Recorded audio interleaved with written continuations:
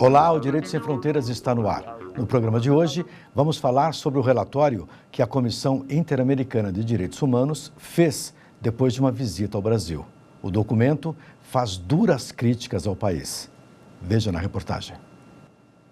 A comissão não vinha ao Brasil havia mais de 10 anos e o relatório da visita bateu duro no país. Segundo o documento, houve retrocessos significativos na implantação de programas e políticas públicas. Foi como se as ações na área dos direitos humanos tivessem sido congeladas quando parecia haver um processo progressivo de fortalecimento institucional.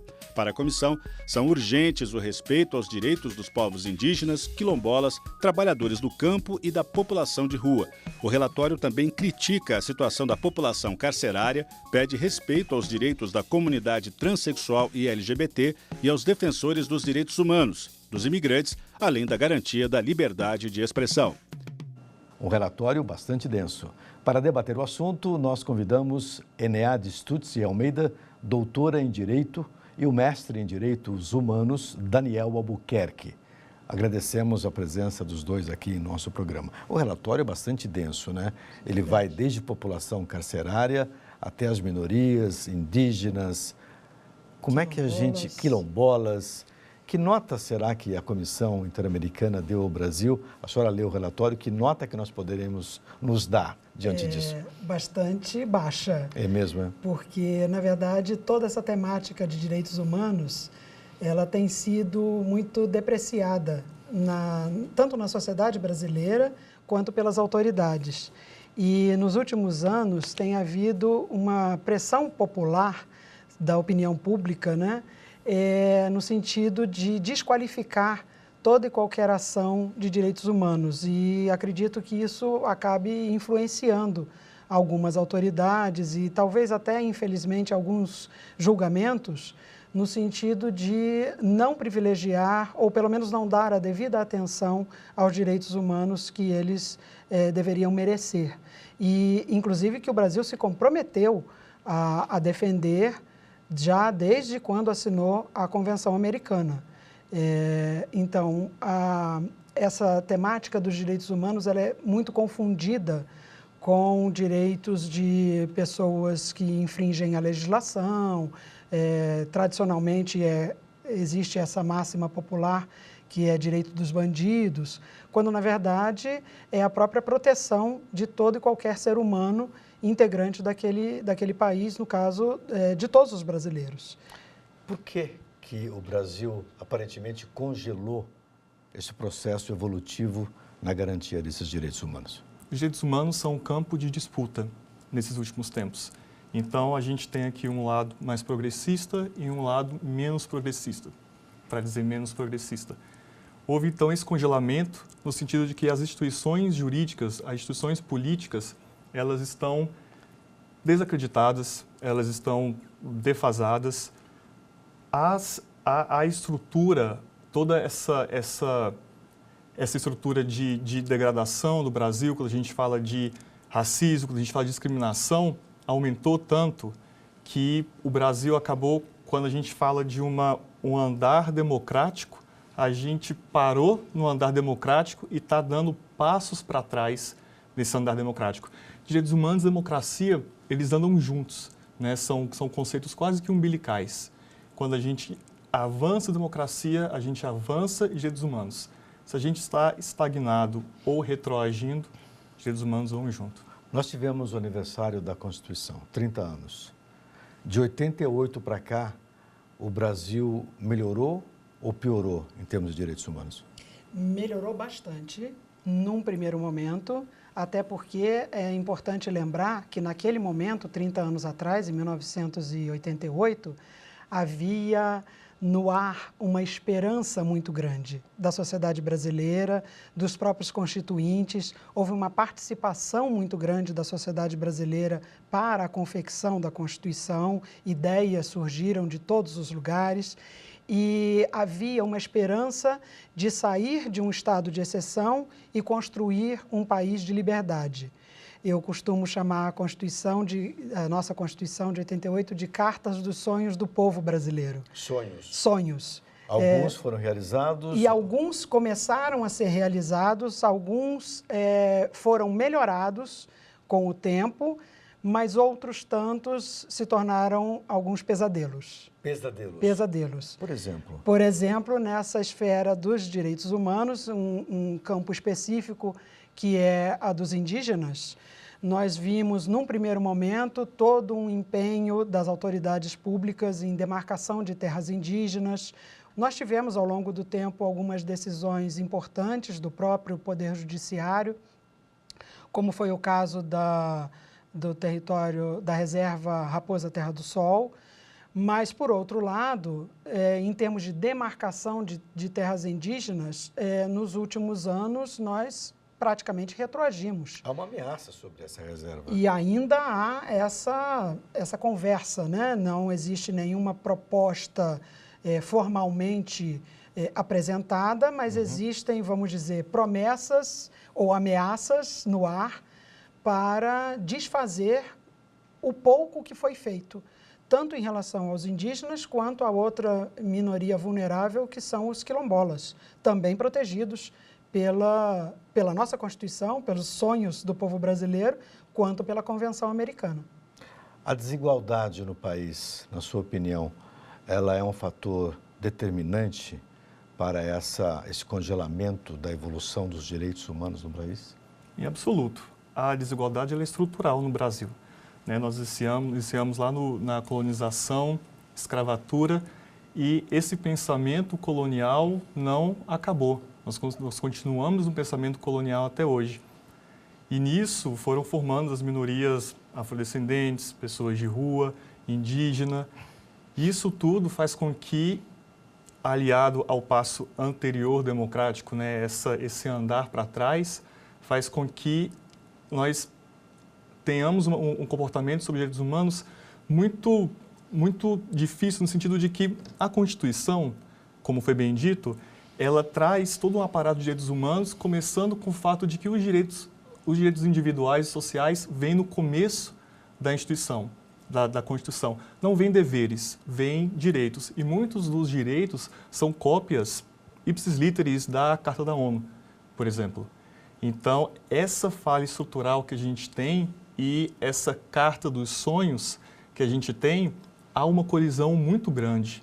E, infelizmente, a colisão de um lado das falhas estruturais estão deixando na obscuridade as conquistas que a gente teve na redemocratização de 88. Se nós pudéssemos fazer um ranking do chamado índice republicano nos países, a nossa república ela tem tantos vícios que qual seria a nota para a nossa república, que tem uma Constituição cidadã de 30 anos, adulta já, está indo já, passando quase, indo para os 40 anos, mas que ainda não está devidamente regulamentada. Que república é essa, professor? Nós temos aí dois problemas graves e básicos. O primeiro é que nós temos uma Constituição de 30 anos, mas que já foi tantas vezes emendada... Mais de 100, né? Que quase se desconfigurou. Então, isso é uma questão. A segunda questão é que, embora aquele desejo que 30 anos atrás era comum a todo o povo brasileiro e as autoridades que foram se constituindo ao longo do tempo, ele aos poucos parece que foi se desfazendo no ar. Então, hoje em dia, falar em direitos constitucionais parece que é uma agressão, porque não é para falar em direitos, é para falar em deveres. Isso é quase uma inversão de valores dentro da própria República. Justamente. É uma doutrina quase monarquista. E é o contrário do que pretende a nossa Constituição. A nossa Constituição, seguindo essa tradição mais de vanguarda, mais avançada no mundo, ela existe justamente para assegurar os direitos, tanto os direitos individuais quanto os direitos coletivos. E quando eu falei monarquia, não as modernas, as antigas. Sim, tá? Absolutistas. Absolutistas, aquelas duras mesmo. Verdade. Tirânicas. Exatamente. A questão do assassinato da vereadora do Rio de Janeiro, a Marielle Franco. Nós não sabemos ainda quem matou essa moça. Não sabemos e por ainda. que matou. Um caso de extrema violência. E aí nós temos uma pessoa que tinha um papel importante na comunidade, exatamente na função de defensora de direitos humanos. Correto. Que tipo de avaliação nós podemos fazer? Esse é mais um caso de impunidade, né? A impunidade no Brasil é um problema também estrutural. Para onde vamos? Nós vamos para trás, nós vamos para a tirania, nós vamos para o momento em que, de um lado, a resolução dos crimes, elas vão ser precedidas de interesse de quem está no poder, de quem está no governo, e as minorias, as pessoas vulneráveis, elas vão continuar sofrendo da invisibilidade, do afastamento econômico, do afastamento social. E o caso Marielle é mais um dos casos em que os defensores de direitos humanos, mesmo estando em cargos políticos, eles são aviltados, eles são completamente passado um trator em cima dessas pessoas por causa justamente dessa dicotomia entre direitos humanos e humanos direitos. Professora, como que nós poderíamos atenuar esse impacto social? Seria muito importante discutir esse assunto. Discutir. Então, me parece que a sociedade brasileira, ela não está acostumada a debater o tema de direitos humanos e ela vem sendo bombardeada por diversos atores diferentes ao longo dos últimos anos, com uma visão completamente distorcida do que vem a ser todo esse conjunto de direitos humanos. Então, é bastante comum nós encontrarmos pessoas integrantes desses grupos mais vulneráveis que apregoam essa mesma falácia, essa mesma distorção de direitos humanos para humanos direitos, né?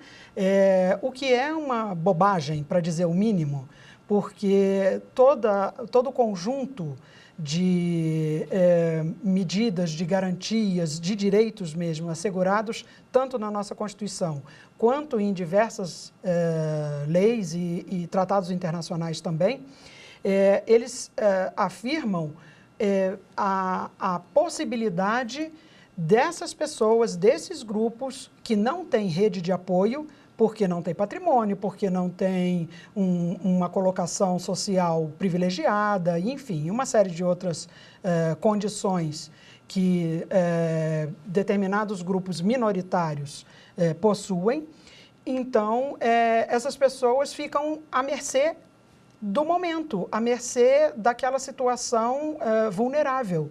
E não percebem que, ao afirmar que direitos humanos é uma coisa ruim, é uma coisa nefasta, é uma coisa que vai defender bandido, ela está se violentando, ela está tirando da sua condição a possibilidade de garantias. Ok, voltamos daqui a pouquinho, vamos falar no próximo bloco de imigração.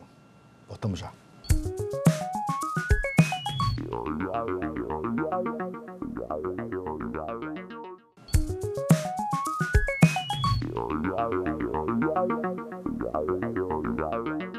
O Direito Sem Fronteiras está de volta. Hoje falamos sobre o novo relatório da Comissão Interamericana de Direitos Humanos sobre o Brasil. Relatório bastante duro. Professora, nós temos vários problemas com imigrantes na Europa e agora estamos tendo também problemas institucionais até na divisa de Brasil e Venezuela, especialmente no estado de Roraima. Como que nós podemos analisar essa situação na perspectiva dos direitos humanos? Pois é interessante observar esse caso específico dos imigrantes venezuelanos, porque não faz muito tempo nós no Brasil recebemos muitos haitianos e fugindo de situações adversas no seu próprio país e com participação até mesmo de brasileiros, né, na missão de paz da ONU e tal.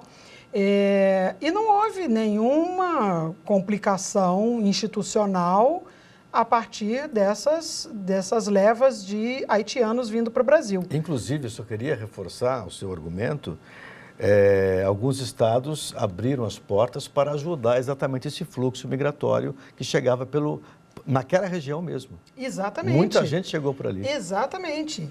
E, no entanto, agora, por uma conjuntura diferente, por uma circunstância provavelmente local também adversa, no caso do estado de Roraima, está havendo toda essa calamidade pública.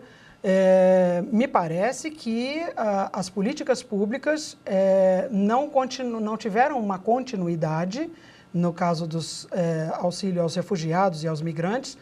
Nós tivemos, inclusive, uma legislação bastante boa, bastante avançada nos últimos anos sobre migração, mudando, inclusive, o antigo Estatuto do Estrangeiro. Tivemos muitos avanços. No Ministério da Justiça houve uma série de estruturações para atender a esse tipo de situação e, no entanto, começou a haver uma série de retrocessos que está gerando esse sem número de crises, né? Que não precisava acontecer. Por que, Soraya? Qual é o peso dessa mudança de atitude? Eu acredito que isso esteja dentro desse contexto de retrocesso em vários campos dos direitos humanos. Então, também nessa esfera das migrações, nós temos visto assim como em outros lugares do mundo também, uma xenofobia estranha à população brasileira, porque nós nunca fomos xenófobos nesse sentido de renegar acolhimento àqueles que estão passando por situações de guerra ou de conflito, ou enfim, de adversidades que fazem com que as pessoas cheguem ao ponto de abandonar o seu país de origem para ir tentar, né, a sobrevivência num outro país. Se nós pensarmos que, mesmo no continente latino-americano, o Brasil é de fala portuguesa, de língua portuguesa, diferentemente da Venezuela e desses outros países que têm outro idioma, se a pessoa chega ao ponto de vir para o Brasil, é porque ela já está numa situação realmente de desespero, porque seria muito menos difícil, mais fácil nunca é, mas seria muito menos difícil ir para um outro país que pelo menos não tivesse a barreira do idioma. Como a Espanha, por exemplo, que está recebendo muita gente lá. Exatamente. E aqui, no caso da Venezuela, é infinitamente maior o número de imigrantes que vão para a Colômbia do que vem para o Brasil. Sim. Esse número é pequeno, é quase que ridículo, se nós formos pensar nas levas de imigrantes que o Brasil já recebeu. Mas pela comoção parece que está havendo uma invasão de venezuelanos no país. Me parece que há alguns outros interesses aí que não o do acolhimento desses refugiados, desses migrantes, com alguns outros interesses que são inexplicáveis ou pelo menos não podem ser expostos, que gera esse tipo de xenofobia aliado a um contexto global muito adverso a essas levas de mobilidade humana. Isso deve ter ajudado bastante, aspas, a reprovação do Brasil nesse relatório da Corte Interamericana, né? Não, certamente. Embora a lei de imigração tenha sido louvada pela comissão, né, uma lei de vanguarda, uma lei que traz muitos direitos, o Brasil passa por um momento de xenofobia, de desprezo pelo outro. De negação. Né? De negação do ser humano, de uma forma de individualismo tão grande que o outro passa a ser não um espelho de si mesmo, mas passa a ser uma outra criatura não humana, um inimigo, e uma pessoa não quista, uma pessoa não querida. A questão das cotas raciais, esse tema foi elogiado no relatório. Sim. Diante desse novo quadro conceitual ou de destruição de conceitos humanitários, o senhor acha que as cotas podem sofrer algum tipo de retrocesso também? Eu tenho esse receio. Quando é interessante, quando é útil, então não tem problema. Mas quando a gente vai falar de direitos, aí complica. Isso é quase que um reviver da nossa situação, nossa brasileira, com relação, por exemplo, aos nossos escravos. os nossos escravos no Brasil, eles não eram pessoas, tanto é que podiam ser comercializados, comprados e vendidos. Eles não eram pessoas para terem direitos, então eles não eram cidadãos, eles não eram gente, mas eles eram gente para serem punidos. Então eles podiam ser presos, eles podiam ser acusados de crime, aí eles eram pessoas. Então, para o peso da lei, para a obrigação, para o dever, para a punição, aí aquele ser humano é um ser humano. Para ter direitos, para ter acesso à cidadania, para ter acesso ao Estado, aí não é pessoa. Por aí... isso mesmo que o Brasil criou as cotas, eu imagino, né? Sim. Para tentar mitigar esse passivo histórico. Exato. Com os escravizados, né? Exato. Existe esse débito, né, com a comunidade afrodescendente de que nunca houve na história uma forma de uma equalização. E hoje a gente fala de meritocracia, mas a gente sabe que meritocracia é entre aquelas pessoas que estão naquele mesmo patamar, mas as pessoas que estão num patamar que dão sustento para essas não têm meritocracia, porque essas não vão conseguir chegar até aqui. Né? São pessoas que trabalham para essa outra classe, que fazem com que essa classe possa crescer, mas que não vão chegar aqui pela meritocracia, porque esse conceito é um conceito muito nefasto. Então, as cotas para afrodescendentes, para indígenas, são uma forma que a gente possa trazer de volta essa realidade em que todos estão com oportunidades iguais na universidade, depois no campo de trabalho, e que em um momento, porque as cotas não se pretende que sejam para sempre, né, até que essa camada possa se juntar a essa e todo mundo possa crescer junto. Pontos positivos do relatório da Corte Interamericana. Alguns pontos positivos, além das cotas, nós temos aqui o fortalecimento das defensorias públicas. Correto. Fala um pouquinho sobre isso, doutor. Fortalecimento de defensorias públicas, Ministério Público, federal, estaduais, a criação de varas judiciais especializadas na defesa de determinadas minorias, a criação de delegacias especializadas. A Delegacia da Mulher foi uma grande vitória. Essa forma de trazer varas especializadas, o fortalecimento da defensoria, de procuradorias, faz com que a empatia aumente para pessoas que sofrem vulnerabilidades diferentes daquelas que estão privilegiadas. Perfeito. A audiência de custódia também foi elogiada nesse relatório. Vamos contextualizar. O que é uma audiência de custódia? A audiência de custódia é uma inovação que surgiu na nossa legislação que obriga que todo aquele preso seja levado à presença de um juiz togado para avaliar se ele deve ou não continuar preso. Preso em flagrante. Preso em flagrante deve ser não levado... sentenciado. Não. Tá. Simplesmente houve, né, aparentemente, um delito, uma infração criminal, e a autoridade apreendeu essa pessoa e ela, então, tem que ser levada à presença de um juiz que vai avaliar se é o caso mesmo, se todos os requisitos legais foram cumpridos, se a pessoa não foi torturada, maltratada, enfim, sofreu algum tipo de lesão, e se os requisitos legais estão presentes para que essa pessoa continue encarcerada, ou não. Quem se beneficia com esta lei?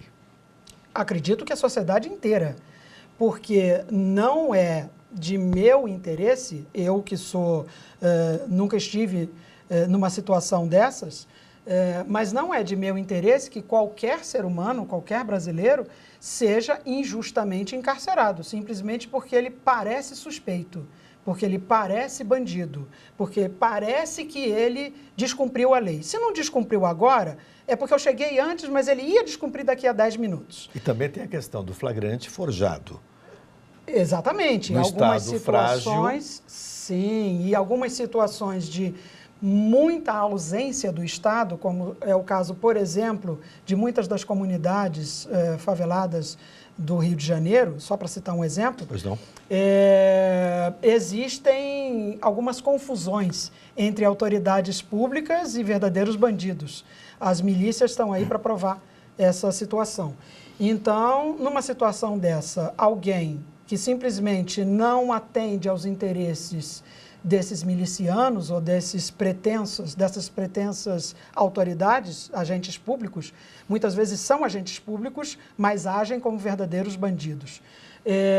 Para esses agentes públicos criarem uma situação e encarcerarem aqueles seus inimigos ou aqueles seus adversários, não custa. Perfeito. Mães com filhos e gestantes sentenciadas podem agora cumprir pena em casa. Correto. É um avanço. É um avanço. Mulheres gestantes, mulheres com filhos de até 12 anos e que sejam responsáveis por pessoas deficientes.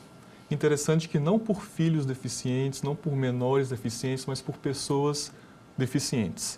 Em caso de prisão provisória. É um avanço muito grande na medida em que você deixa, por um lado, a mentalidade de que bandido bom é bandido morto, então bandido bom é bandido na cadeia, e você afasta esse pensamento e traz algo de humano para mães e para as crianças e para os deficientes que têm essa necessidade. Porque não é um direito só para as mães, é um direito para as crianças e para os que estão necessitando das mães. É um direito familiar, na verdade. É um direito familiar. Muito obrigado pela presença de vocês aqui. Um conhecimento acima de qualquer teste. Obrigado. Agradeço Foi um muito. prazer. Obrigado. E agradeço também a você que nos acompanhou. Veja a nossa programação no site da TV Justiça e também no canal do YouTube, TV Justiça Oficial. Nosso e-mail é direitosemfronteiras@stf.jus.br. Um abraço e até a próxima.